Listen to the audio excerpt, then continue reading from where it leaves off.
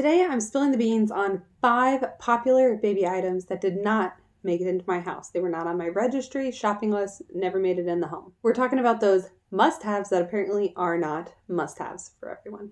So I'm going to tell you the 5 items I decided to skip and a little bit about why I decided to do that. Number 1 is a traditional freestanding high chair.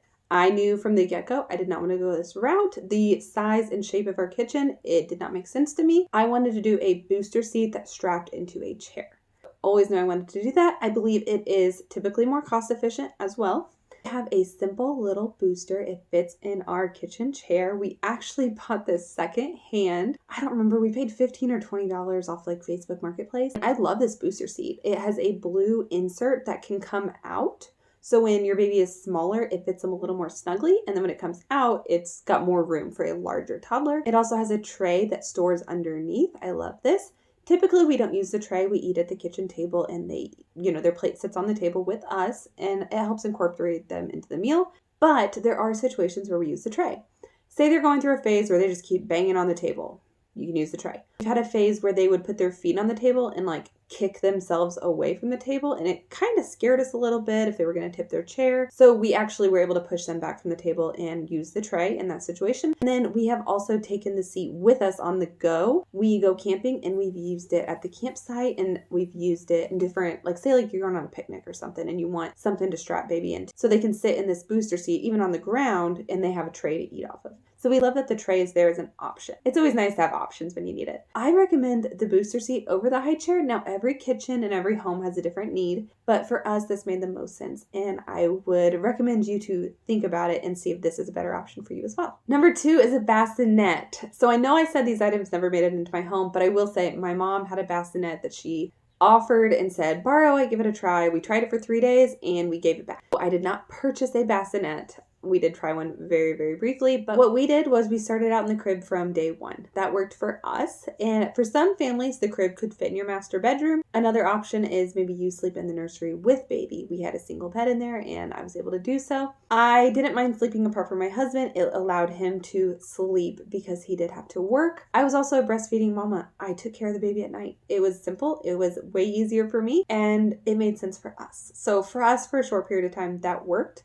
And we did not get a bassinet or need a bassinet. Now, I have a whole video on why I recommend skipping the bassinet. I can link that in the description. And basically, some of the main points are they're expensive and they're short-lived. You don't typically use bassinet that long. Depends on the shape of it, the size of it, and how big your baby is.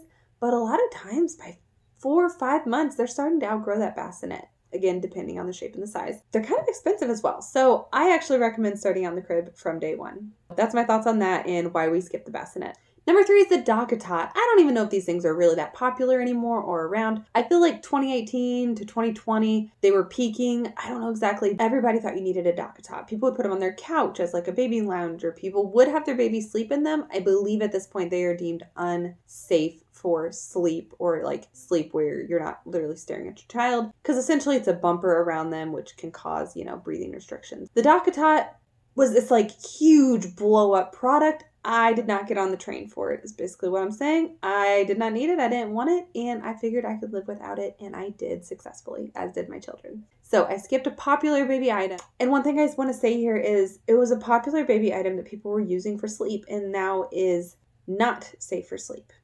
There's other things out there that have been recalled and they've caused infant mortality.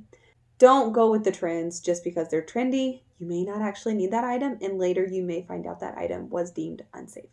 Put your own thoughts into what baby items you think you need in your home. Don't let the trends dictate what you bring into your house. Number 4 is a swing. So you have your traditional baby swings or the fancier ones like the Mamaroo. We didn't have any in our home, and once again, my mom had one at her house in the closet. I could have borrowed a free swing, and I still didn't want one in my home. We don't have a large house. I didn't need it to take up a whole corner of our living room. The swing is it's not something you can easily move from room to room, whereas a bouncer seat is. If I needed to go take a shower or straighten my hair, I could maybe take the baby in the bathroom with me in the bouncer, or put them in my bedroom while I'm folding laundry on our bed, something like that. The bouncer seat's more movable, the swing is not. So anyway, I did not want to swing. I didn't want my baby to get used to the rocking motion. I just didn't think we needed it. I'm okay with my baby just laying on the floor, put a blanket down and let them be on the floor. They can move, they can explore, they can naturally move their body versus confining them in things like swings and different seats. I tried to minimize and limit seats as much as possible. Not because I'm this hippy dippy mama, maybe a little bit on that, but mostly because I didn't want this stuff in my house taking up space. And then on top of that, say you're worried about safety, whether it's grandparents or babysitting, maybe you have a large dog, maybe you have a toddler. I think a swing typically is more dangerous than the floor. It's going to depend on your situation, but your baby can't fall off the floor. They're already down at least versus tipping out of a swing or something like that. I think you can't go wrong with just the simplicity of a blanket on the floor and just go back to what people used to do. People didn't have all these items and they made do and their kids were just fine. So I did not want to swing. My kids never sat in baby swings and they survived. Number 5 is a diaper genie or a diaper pail of any brand or sort. These typically come with specific refill bags and a lot of times people don't buy the refills, so then the item becomes obsolete. I think they're starting to make better ones that any trash bag can sort of fit in it. I think that's a lot better. And if I were going to get one of these, I would get that option. But I think they're just kind of gross. I would hate taking that out because just the stench from all those diapers sitting for however many days seems disgusting to me personally. We also have a small home. So to walk from my child's bedroom to throw the diaper away is not a big deal. Whether I was walking to the kitchen and threw it in the kitchen trash can, which some days I would do, some days I would not. Depends on the diaper, depends on how full the trash was. I mean, our house is not that big. It's not that long of a walk. It was doable. And then another suggestion would be to maybe put a trash can in the laundry room or maybe in your garage, like right, say the door you walk out of, maybe you have it really close to there. If you've got a garage trash can to where you're not having to put shoes on to walk out there, you can just kind of toss it out there.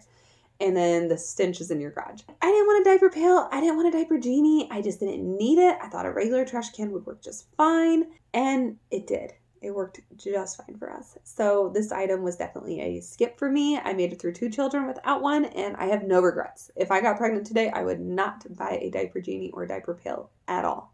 It would not make the list for sure. So there you have it. Those 5 items did not make the cut for me. They did not make it on my list. They did not come into my home. They were not a part of my journey in raising babies. Now, I do understand every household, every family has different needs, different structures, and different desires. But what I ask you to do is to think about yours.